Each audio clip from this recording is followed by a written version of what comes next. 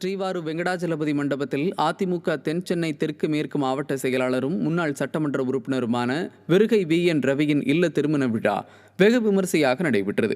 இவ்விழாவிற்கு சிறப்பு அழைப்பாளராக வருகை தந்த அதிமுக பொதுச் செயலாளரும் எதிர்க்கட்சித் தலைவருமான எடப்பாடி கே பழனிசாமிக்கு கழக நிர்வாகிகள் உற்சாக வரவேற்பு அளித்தனர். அதனைத் தொடர்ந்து மணமக்களை வாழ்த்த வந்த கழக பொதுச் செயலாளருக்கு தென் சென்னை தெற்கு மேற்கு மாவட்ட செயலாளர் விருகை ரவி சால்வை அணிவித்து பூங்கொத்து கொடுத்து வரவேற்றார். இதையடுத்து மணமக்கள் இருவரும் கழக பொதுச் செயலாளரிடம் வாழ்த்து பெற்றுக் கொண்டனர். இந்நிகழ்ச்சியில் முன்னாள் நாடாளுமன்ற உறுப்பினர்கள், முன்னாள் அமைச்சர்கள் உள்ளிட்ட பலரும் கலந்து கொண்டு சிறப்பித்தனர்.